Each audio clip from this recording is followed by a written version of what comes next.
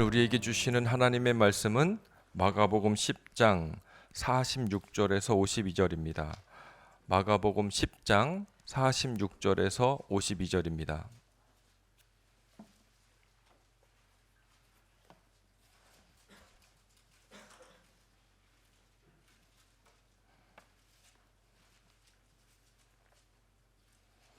마가복음 10장 46절에서 52절을 제가 봉독하겠습니다.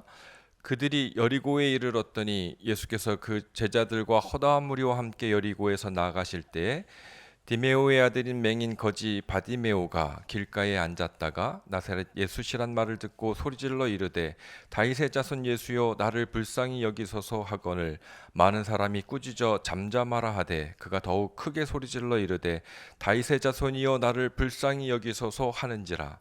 예수께서 머물러 서서 그를 부르라 하시니 그들이 그 맹인을 부르며 이르되 안심하고 일어나라 그가 너를 부르신다 하매 맹인이 겉옷을 내버리고 뛰어 일어나 예수께 나아오거늘 예수께서 말씀하여 이르시되 내게 무엇을 하여 주기를 원하느냐. 맹인이 이르되 선생님이여 보기를 원하나이다.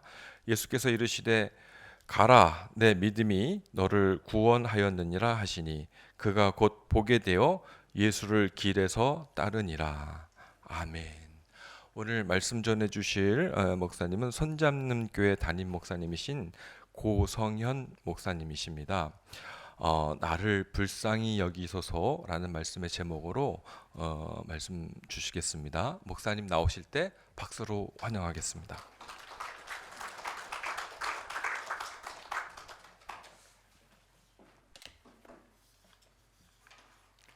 네, 할렐루야.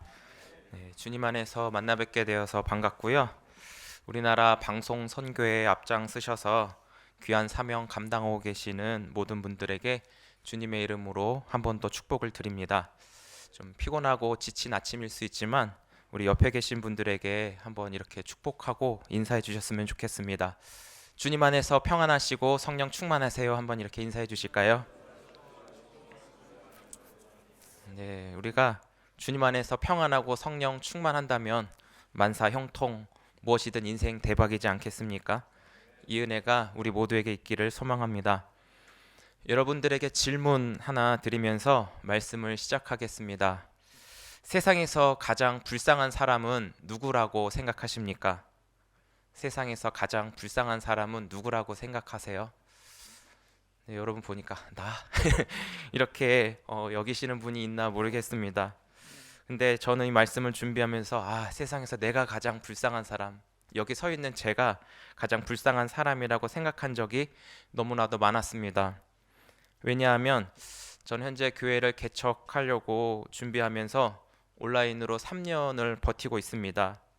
그리고 더불어 가정의 생계는 아내가 어린이집에서 일을 하고 있고 저는 평일에는 이삿짐 센터에서 일을 하면서 때로는 즐겁지 않게 일을 할 때도 많기 때문입니다.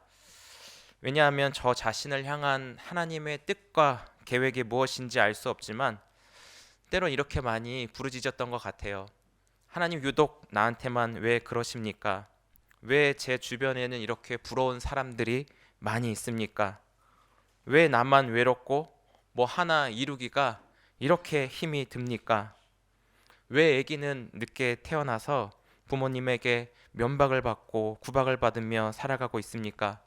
제가 이게 7년 만에 아이를 낳는데 그 아이를 낳는 기간 동안 저희 아버지가 저한테 하는 말이 야, 니네 하나님은 왜 애도 안 주면서 너를 목사를 만들었냐? 이러면서 막 저를 구박하더라고요.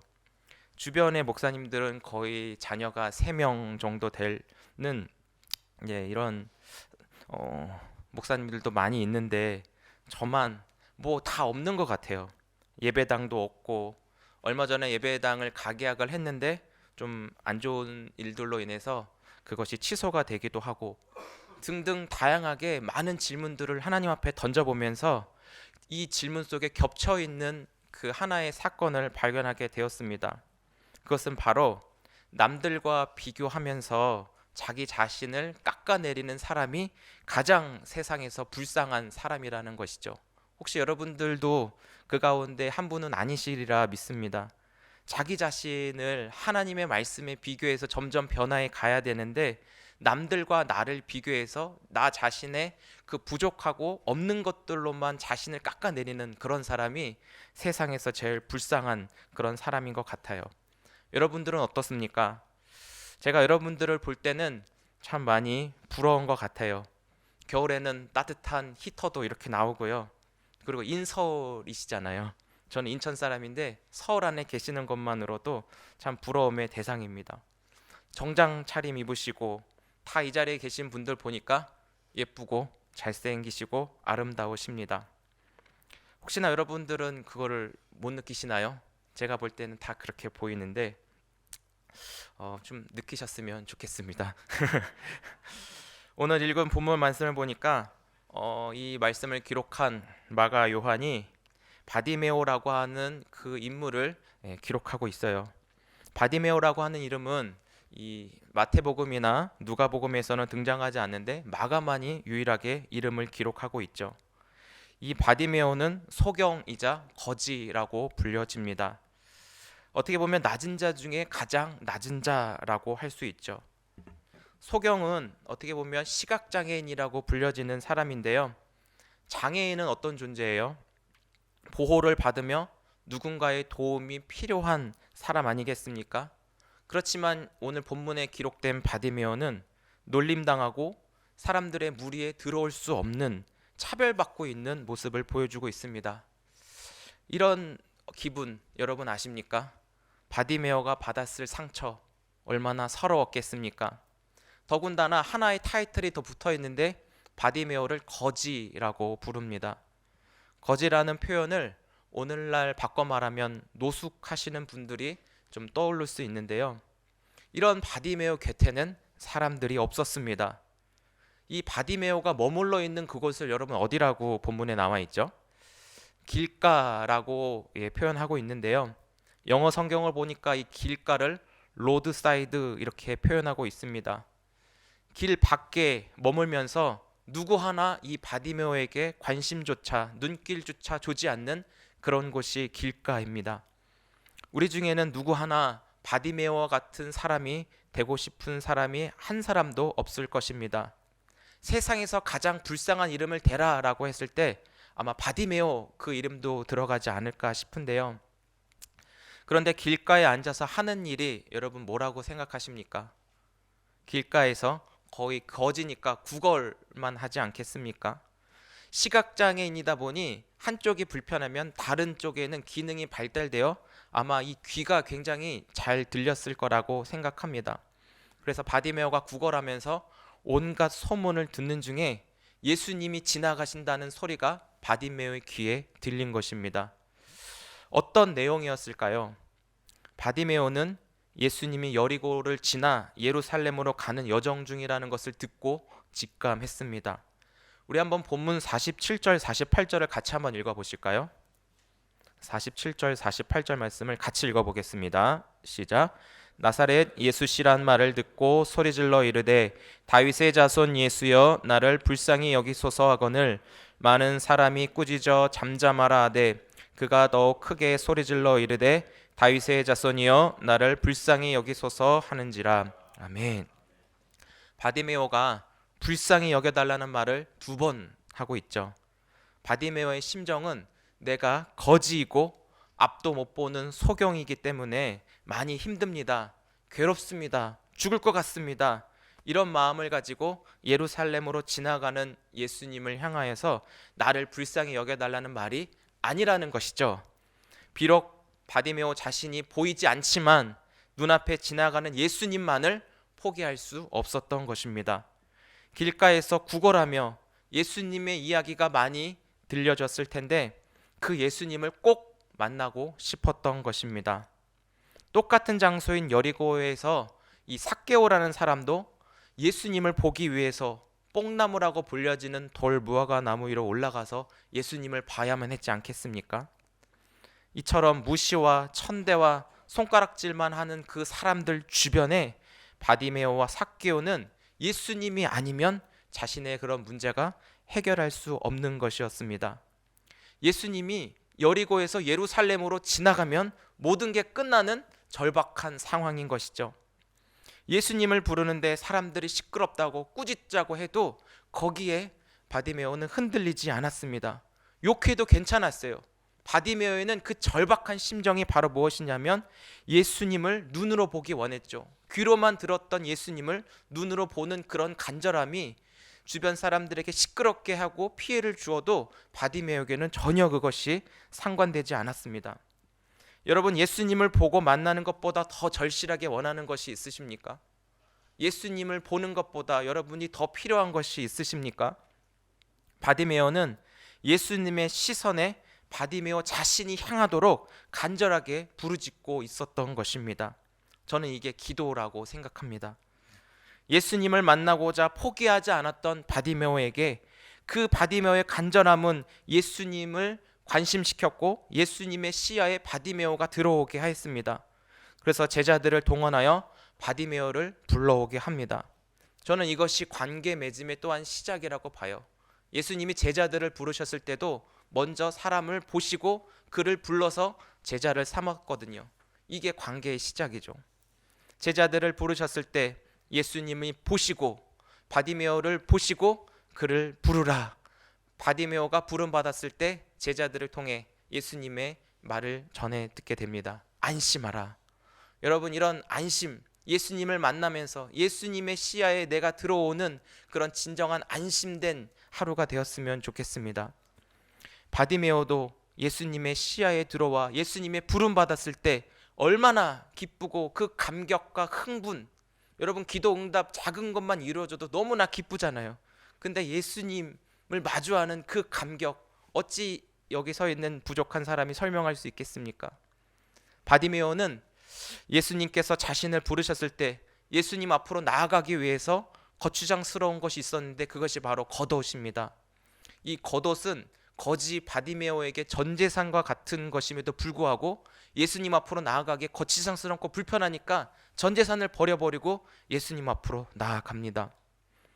예수님께서 바디메오를 부르셨을 때 전 재산을 버리고 나아간 그 모습을 보고 예수님은 바디메오의 믿음을 칭찬하셨고 예수님께서 그를 구원하시고 인정하셨다라고 말씀하고 있죠.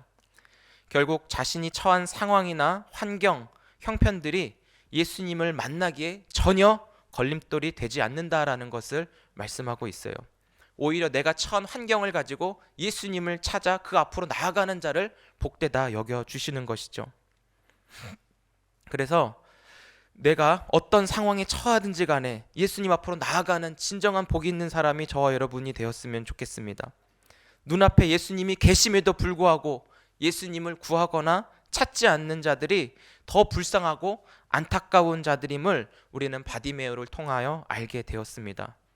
예수님을 만난 바디메오는 결국 예수님의 질문에 자신의 소원을 말합니다.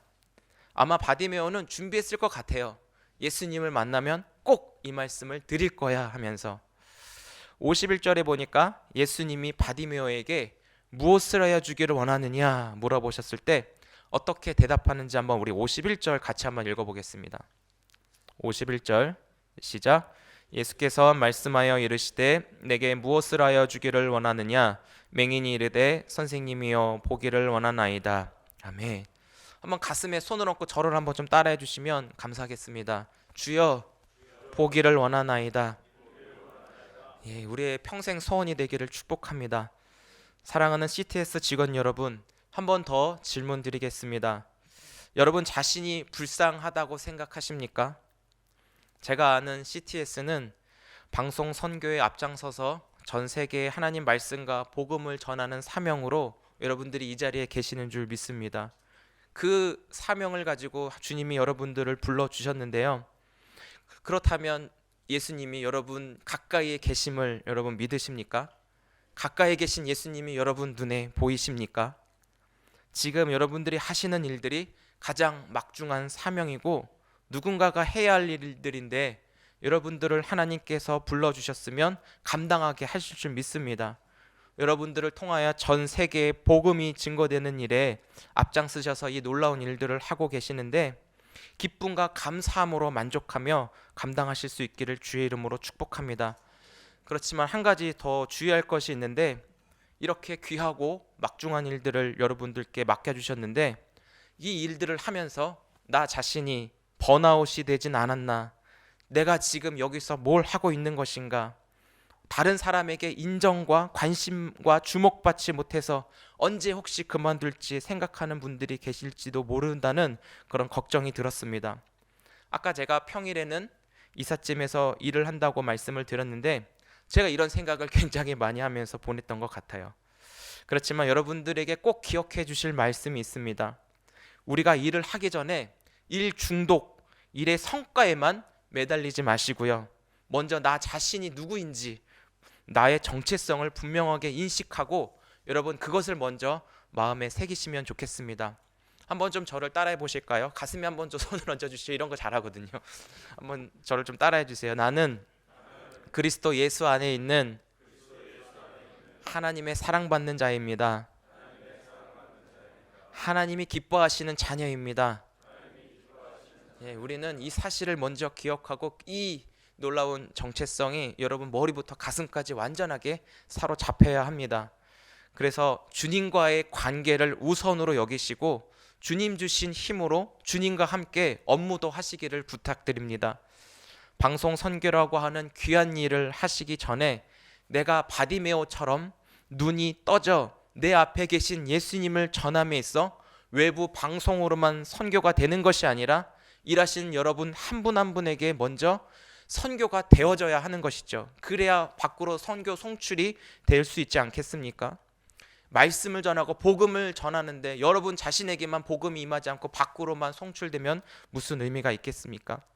일하시는 여러분 한 분 한 분이 먼저 그 말씀으로 선교가 되어져서 예수님을 마주하고 바디메오가 만났던 그 예수님을 날마다 만나는 은혜를 누리시기를 축복합니다. 이 은혜를 받아야 사명도 주님 주신 힘으로 감당할 수 있습니다. 그래서 바디메오처럼 나를 불쌍히 여기소서 이 기도를 매일같이 하시면서 주님의 시선 안에 내가 있고 내 시선 안에 주님이 고정되어 주님과 함께 발걸음까지 맞춰가는 일상을 누리셨으면 좋겠습니다. 말씀을 정리하겠습니다. 하나님의 말씀, 그리스도의 복음을 송출하는 CTS에서 담당하는 모든 역할과 일들이 있으실 텐데 우선적으로 여러분 한 분 한 분이 일을 하시기 전에 내가 예수님을 보기 원합니다. 예수님의 지혜와 사랑이 내 안에 공급되어져서 CTS 이 공간 안에 이 회사 안에 먼저 살아계신 하나님을 경험하시고 여러분 관계 속에서도 예수님 이야기로 삶이 채워지셨으면 좋겠어요. 바디메오 같이 예수님을 따르는 진정한 제자로 승리하시는 오늘이 되어지기를 주의 이름으로 축복합니다. 기도하겠습니다. 하나님 아버지 은혜와 사랑에 감사합니다. CTS라는 방송 선교의 선두주자를 하나님 세워주셔서 땅끝까지 복음을 전하는 일에 부족함 없도록 주님이 각 사람을 불러주셔서 일하게 하신 줄 믿습니다. 한 분 한 분에게 평안 가운데 함께 하시고 성령으로 충만하게 하셔서 이들이 전하는 그 복음 예수 그리스도를 날마다 마주하고 주 안에서 주시는 기쁨과 감격으로 주어진 사명을 감당하게 부족함 없도록 축복하여 주옵소서. 혹시 지치고 힘든 분들 계십니까? 이분들에게 더 큰 위로와 당신의 사랑으로 함께 하셔서 주님 이 복음을 증거하고 영상을 송출하는 그 모든 과정 속에 함께 은혜가 되어주고 함께 비전이 꿈꿔지고 이들의 가정과 삶의 자리 곳곳에 함께 주님의 복음이 전해지는 놀라운 당신의 사람들로 인도하여 주옵소서. 감사드리옵고 예수님의 이름으로 간절히 기도드립니다. 아멘. 여호와는 내게 복을 주시고 너를 지키시기 원하며 여호와는 그 얼굴을 내게 비추사 은혜 베푸시기를 원하며 여호와는 그 얼굴을 내게로 향하여 드사 평강 주시기를 원하노라. 아멘. 이제는 우리 구주 예수 그리스도의 은혜와 하나님 아버지의 크고 놀라우신 사랑하심과 성령 하나님의 위로 교통 교제케 하시는 역사가 CTS 모든 직원분들과 이들의 가정과 삶의 현장 곳곳 위에 지금으로부터 영원토록 함께 있을지어다. 아멘.